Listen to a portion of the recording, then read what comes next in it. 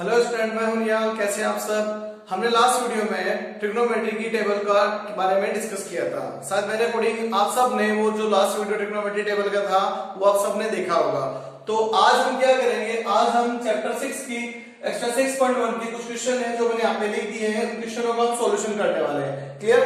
तो अब इन क्वेश्चनों का सॉल्यूशन ध्यान से समझना, क्योंकि आपको इन क्वेश्चन का सॉल्यूशन करने के लिए सबसे पहले क्या चाहिए, त्रिकोणमिति की टेबल चाहिए। और त्रिकोणमिति की टेबल अब आप सबको बनानी आनी चाहिए, वो भी कोशिश करना बिना देखे।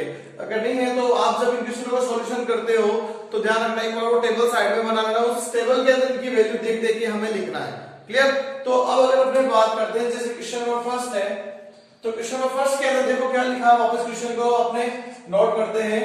sin 45 और cos 45, ध्यान रखना इनके बीच में कोई सिंबल नहीं है, तो ध्यान रखना मल्टीप्लाई का सिंबल होता है, यहाँ पे भी कोई नहीं है तो मल्टीप्लाई का सिंबल है। अब हमें क्या करना है, हमें देखना है त्रिकोणमिति की टेबल में sin 45 और cos 45 का मान। तो सबसे पहले आता है अपने sin 45 में ध्यान से देखना, जैसे यहाँ पे 0 अपने पास 30 45 60 और 90 लिखा होगा, यहाँ पे नीचे लिखा होगा sin। तो sin की सीरीज में जाना और किसके ऊपर 45, तो sin की सीरीज में 45 वाली सीरीज का देखो मान कितना होगा, तो वहां पे आपका मान 1/√2 होगा। ऐसे ही हमारे पास cos 45 की अगर अपने बात करें तो cos की सीरीज के अंदर डिग्री 45 के ऊपर जाके उसको देखना उस बॉक्स में cos 45 का मान कितना है, तो cos 45 का मान भी ध्यान रखना कि 1/√2 ही है। आप चाहो तो चेक कर लेना। आपको एग्जाम में क्या करना है, क्योंकि एग्जाम में क्या है, इसके सारे क्वेश्चन तो मिलते नहीं है, हमें अगर मुश्किल से कोई एक दो क्वेश्चन मिलेगा, तो हमें क्या करना है, जब आप एग्जाम में इसका सॉल्यूशन करते हो तो साइड में जैसे इसकी वैल्यू है तो वो वैल्यू एक बार लिख दी हमने। अब आपको एक ही वैल्यू को बार बार लिखने की कोई जरूरत नहीं है। जैसे मान लो सपोज जैसे इस टाइप का कोई क्वेश्चन आएगा तो उसमें एक वैल्यू को दो बार रिपीट होगा, हमें लिखने की जरूरत नहीं है, सिर्फ एक बार ही शो करना है। अब करते हैं इसका सॉल्यूशन, तो लिखते हैं 2 इंटू में sin 45 का मान कितना है 1/√2 इंटू में cos 45 का मान वो भी है 1/√2, 2 को 1 से गुणा, फिर इसको इससे गुणा तो आया 2 बटे में √2 को जब √2 से गुणा करते हैं तो ध्यान से देखो √2 को जब √2 से गुणा करते हैं तो हम इसको ऐसा लिख सकते हैं 2 इंटू 2 जोड़ा बन गया तो 2 बार आ गया। अब कोई स्टूडेंट कहते हैं सर √2 को √2 से गुणा करने में 2 कैसे आया, उनके कंफ्यूजन को कंफ्यूजन दूर कर देते हैं। ये भी √2 ये भी √2, दोनों को एक साथ रूट में लिख देते हैं 2 इंटू 2, तो एक जोड़ा बन गया 2 बार आ गया, तो बटे में कितना रह गया 2 से ये 2 कट गया, तो आंसर इसका आ गया कितना 1। Clear. Pause the video, note down. Next question number second number question में देखो, अच्छा क्वेश्चन है, थोड़ा ध्यान से देखना और आसानी क्वेश्चन है, कोई ज्यादा इसके क्वेश्चन कोई हार्ड नहीं है। मैंने आपको पहले भी बात बोली थी, आप सबको त्रिकोणमिति की टेबल बनानी आनी चाहिए, और टेबल अगर आपको आ गई तो जानना कोई भी क्वेश्चन में आप नहीं उलझोगे। एग्जाम में क्या होता है, त्रिकोणमिति का मान रखने पर भी हमें मार्क्स मिलते हैं, तो ये बात भी आप ध्यान रखना। sin cos 45 cos 60 minus sin 45 और sin 60। क्लियर। तो देखो इस बार मेरे पास 4 मान है, तो चारों मान को पहले हम शो कर देते हैं। जैसे हमारे पास है cos 45, तो cos 45 का मान अभी मैंने लिखा था कितना आया था 1/√2। अब cos 60 का मान, तो cos की टेबल में 60 का मान आपको देखना है, तो cos 60 का मान आप देखो वो आपको मिलेगा कितना 1/2। उसके बाद अगर अपने बात करते हैं नेक्स्ट sin 45, तो sin 45 और cos 45 हमारे पास एक जैसे मान होते हैं।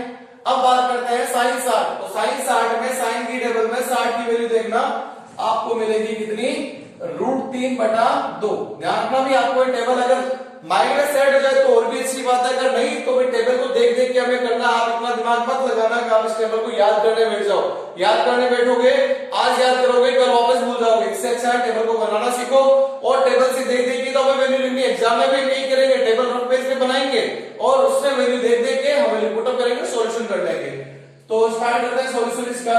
cos 45 का मान 1/√2 इंटू cos 60 का मान 1/2 माइनस sin 45 का मान 1/√2 इंटू इसका मान sin 60 का मान √3/2। अब देखो एक को इससे गुणा करो, 1 आ गया, बटे में 2 है, 2 को 2 से गुणा करें 2√2 से गुणा करें ना, ऊपर देखो कितना है √3 बटे में 2 को अगर √2 से गुणा करें तो आएगा 2√2। अभी तक एक क्वेश्चन सॉल्यूशन नहीं है, अभी और सॉल्यूशन करते हैं इसको। देखो इन दोनों का एलसीएम कितना आएगा 2√2, भाई ये भी सेम, इसका भाग इसमें लगाओ, 1 मिल गया, 1 को 1 से गुणा 1 आ गया, माइनस इसका भाग इसमें लगाओ, फिर 1 मिल गया, 1 को √3 से गुणा √3। अब ये क्वेश्चन आगे सॉल्यूशन नहीं हो सकता, हम क्या करेंगे इस क्वेश्चन में इतना छोड़ देंगे। वैसे सॉल्यूशन होने में होता है भाई √3 की वैल्यू पुटअप करने पर तो हमें क्या करना है, √3 की वैल्यू पुटअप नहीं करनी है, हमें इतना ही आंसर लाके छोड़ देना है। Clear? Pause the video, note down. Next question number अगर अपने बात करें थर्ड, तो थर्ड नंबर क्वेश्चन आपका मोस्ट क्वेश्चन है, अच्छा क्वेश्चन है, तो थोड़ा ध्यान रखना। क्वेश्चन मोस्ट है, question number third number question की बात करते हैं तो ये आपका मोस्ट क्वेश्चन है भाई, एग्जाम में आने लायक है। जिन स्टूडेंट के एग्जाम अभी तक हुए नहीं है, जिनके अभी तक 10th के एग्जाम होने बाकी हैं, वो स्टूडेंट भी इन क्वेश्चनों को ध्यान से देखें भाई। क्लियर? तो बात करते हैं sin square 30 plus 2 cos square 45 plus 3 tan square 60। मैंने आपको पहले बताया था सबसे पहले हमें इनकी वैल्यू को शो करना है, चूंकि रीजन देते हैं, ये होता है देयरफॉर में रीजन, चूंकि sin 30 का मान, तो sin 30 का मान हमारे पास होता है 1/2। इसके बाद अपने बात करते हैं cos 45, अभी हमने लिखा था cos 45 का मान कितना, 1/√2। और नेक्स्ट हमारे पास कौन सा एक मान हो गया, tan 60 का मान। तो tan 60 का मान आप टेबल में देखना, वो मिलेगा आपको √3। क्लियर? अब करते हैं इसका सॉल्यूशन, वैल्यू पुटअप करते हैं। sin, देखो sin 30 की वैल्यू रख रहा हूं, बाकी स्क्वायर की 30 को रख के फिर इसका स्क्वायर करेंगे, इसके ऊपर स्क्वायर तो इसका भी स्क्वायर हो जाएगा। ध्यान से देखना, मैं स्क्वायर का क्वेश्चन इसलिए 1/2 का स्क्वायर प्लस 2 इंटू cos 45 का मान, 45 का मान 1/√2 का whole square plus 3 into tan 60 का मान, ये भी कितना आ जाएगा, √3 का होल स्क्वायर। तो ध्यान से देखो, अब अगर मैं इसको सोल्व करता हूं तो साइड में बता देता हूं, 1/2 में 2 बार लिखना था, 1 को 1 से गुणा किया 1 और 2 को 2 से किया तो कितना आ गया मेरे पास 4। तो यहां पे लिख दिया मैंने 1/4 प्लस, अब इसको गुणा करना है तो देखो पहले रूट को सोल्व करते हैं। 2 इंटू में साइड में सोल्व करके बता ही रहा हूं आपको, तो आप ध्यान रखना, इसका सॉल्यूशन साइड में देखते रहना, सॉल्यूशन करते रहना। ये 2 आया, 2 लिख दिया, गुणा करने पे मेरे पास कहीं 2 ही मिलेगा, √2 को √2 से गुणा करें 2 आएगा ना, अभी जैसे बताया था 2 से 2 कट गया, आ गया 1। तो इसको मैं लिख देता हूं, इसका सॉल्यूशन कितना आ जाएगा मेरे पास, या लिखना चाहो तो आप इसको ऐसा लिख दो, 1/√2 इंटू 1/√2 करके भी लिख दो, एक स्टेप बढ़ा तो कोई फर्क नहीं पड़ेगा। इसको भी लिख देते अपने √3 इंटू √3। तो देखो ध्यान से, 1/4 ये आ गया, ये भी आपको मैंने बताया 2 इंटू में 1/2, क्योंकि 1/√2 को 1/√2 से गुणा करते 1/2 आ जाएगा, ये 3 आ गया, और √3 को √3 से गुणा किया तो आ जाएगा वापस 3। 2 से ये कट गया तो आया 1/4 प्लस 1 प्लस यहाँ पे आया 9, 9 और 1 कितना हो गया भाई, 10 हो जाएगा ना। तो आया 1/4 प्लस 10।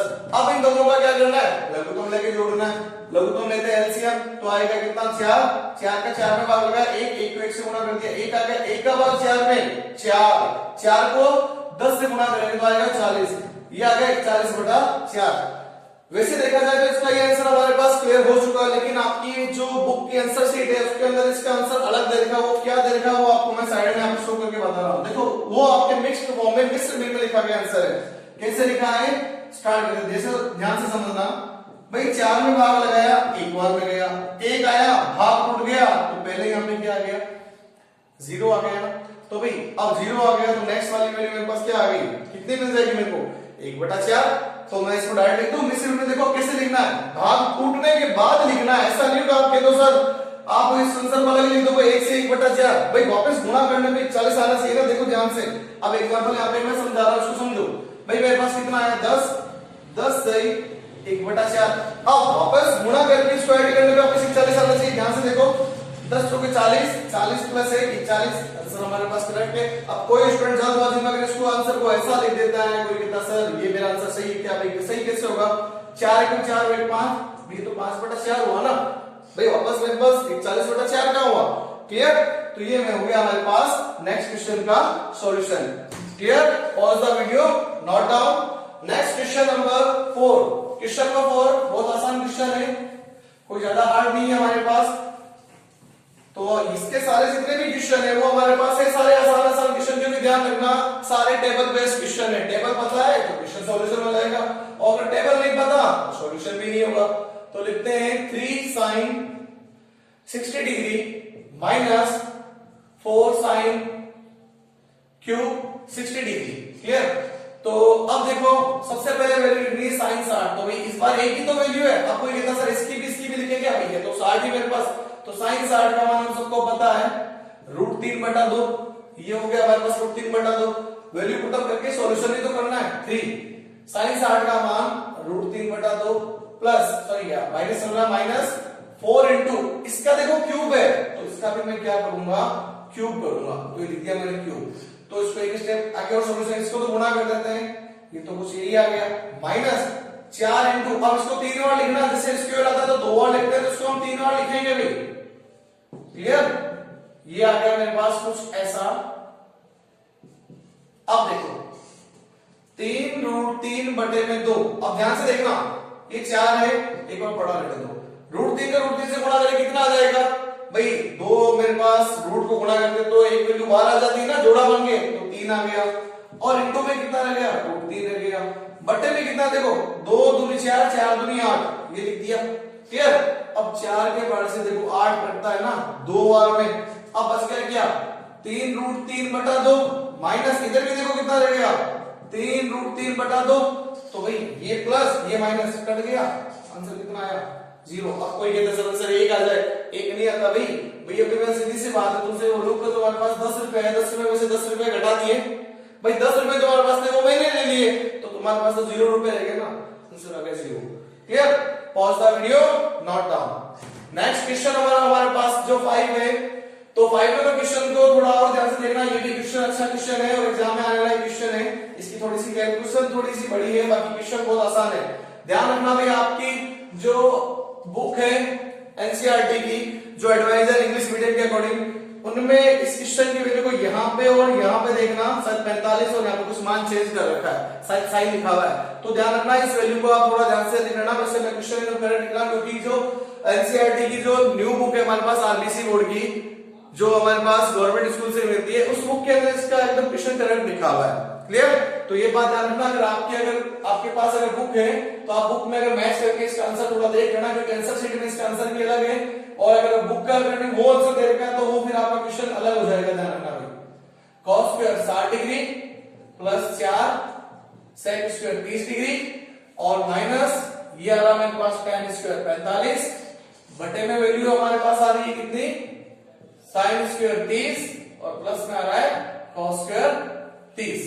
तो स्टार्ट करते हैं, सबसे पहले तो वैल्यू साइड में लिखनी है। देखो cos 60 का मान 1/2, sec 30 का मान, अब sec 30 का मान थोड़ा सा ध्यान से देखना भाई, sec 30 का मान वैसे मेरे को तो पता है, लेकिन आपके लिए दिक्कत ना हो इसलिए ध्यान रखना भाई, cos 30 का मान देख लो, cos 30 का मान है √3/2, तो sec 30 उसका उल्टा होता है ना, तो कितना आ जाएगा 2/√3। tan 45 का मान ये हमारे पास है, sin 30 का मान लिखा नहीं हमने, लिख देते हैं हम, sin 30 का मान 1/2 और cos 30 का मान, अभी जैसे मैंने बताया था cos 30 का मान √3/2, तो देखो ये आएगी हमारे पास cos 30 का मान √3/2। क्लियर? स्क्वायर है इनके ऊपर, सबके ऊपर ध्यान रखना, तो आपको भी स्क्वायर रखना वैल्यू पुट अप करने के बाद। ध्यान रखना भाई, आपके ये वाला मान आप इतने क्वेश्चन सॉल्यूशन करोगे तो आपको ये मान तो माइंड में सेट हो जाएगा, हाँ भाई tan 45 का मान 1 होता है, क्योंकि 1 चैप्टर में सबसे ज्यादा इसका यूज होगा। tan के 3 मान, tan 30, 45 और 60 का मान 8 चैप्टर में बहुत ज्यादा यूज होगा। आपको अगर सर क्या है, हर क्वेश्चन में एक ही एक लग रहा है, एक लग रहा है, बस इन्हीं की वैल्यू आएगी। तो स्टार्ट करते हैं सॉल्यूशन। 5 cos 60 का मान ये रहा भाई, इनटू लिखते हैं 1/2 का स्क्वायर प्लस 4 इनटू sec 30 का मान लिखा हमने 2/√3 का स्क्वायर, माइनस है तो लिख देते हैं माइनस, मेरे पास कितना आ जाएगा tan 45 का मान 1 तो 1 का स्क्वायर, बट्टे में कितना चल रहा है ध्यान से देखना 30, तो 1/2 का स्क्वायर प्लस, क्योंकि प्लस चल रहा है, इसका मान √3/2 का स्क्वायर। देखो ये आ गया मेरे पास 5 इनटू, इसको आप चाहो तो स्क्वायर को बढ़ा के लिख दो एक बार, कोई फर्क तो नहीं पड़ेगा, बस इसलिए बढ़ जाएगा। इसको भी लिख देते 2/√3 और 2/√3 माइनस 1 का स्क्वायर तो 1 ही होता है, इसको सोल्व करते हैं 1/2 इनटू 1/2 प्लस ये √3/2 इनटू √3/2। यहां तक सब क्लियर हो गया होगा, यहां तक आप इस क्वेश्चन को नोट कर लीजिए। आगे सॉल्यूशन करते हैं, अभी 5 क्वेश्चन थे, अब इनको हटा रहा हूं यहां से। तो देखो अब हमारे पास आगे इसकी कैलकुलेशन करके लिखनी, तो देखो कैलकुलेशन कैसे सॉल्व हो रही है, थोड़ा ध्यान से देखना भाई, अच्छा क्वेश्चन है, इसको भी आप क्वेश्चन को मॉक्स लगाए हो, अगर एग्जाम में आता है तो 3 मार्क्स में भी बन के आ सकता है। जो हमारे पास 7 चैप्टर के क्वेश्चन आ सकता है। देखो 5 का 5 ले गया, 5 एक 5, 5 एक 5, 5 ले गया और 2 दूनी 4 प्लस 4 है, 4 दूनी 8, 8 दूनी 16 लिखा 16। बटे में कितना आ गया, रूट 3 से गुणा करें कितना आ जाएगा 3, ये लिख दिया 3 माइनस 1 आ गया।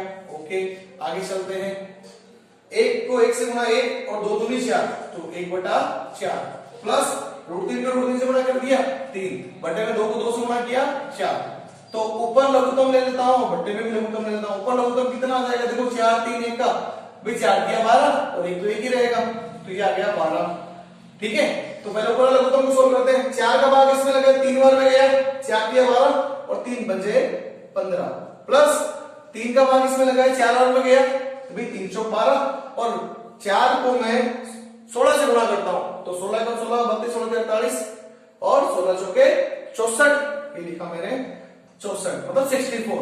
1 का भाग 12 में लगाया तो माइनस 12 भाई 12 1 से गुणा कर लेगा ना वापस, 1 का भाग 12 में तो 12 12 1 से गुणा कर तो वापस आ गया माइनस का 12 सिंबल के अकॉर्डिंग। इन दोनों का एलसीएम 4 आ गया, 4 से 4 कट गया 1 को 1 से गुणा किया 1 आ गया, 4 का 4 में भाग लगाया वापस आ गया 1 को 3 से गुणा कर दिया 3।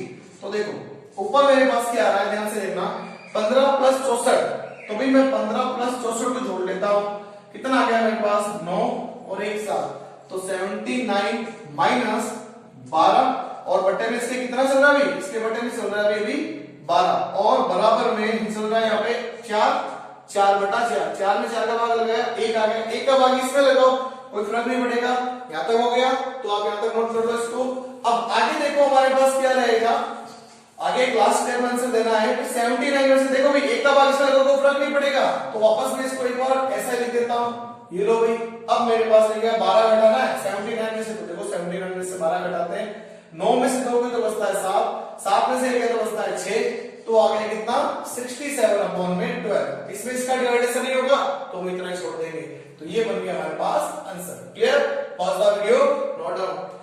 स्टूडेंट ध्यान रखना, आज हमने ट्रिग्नोमेट्री के 1 to 5 क्वेश्चन कंप्लीट कर लिए हैं, तो आप इन क्वेश्चनों को एक बार जरूर वापस देखें और अगर आपको मेरा वीडियो अच्छा लगा हो तो आप इसको लाइक कीजिए, शेयर कीजिए और ज्यादा से ज्यादा सब्सक्राइब कीजिए और कमेंट कीजिए। Clear, okay.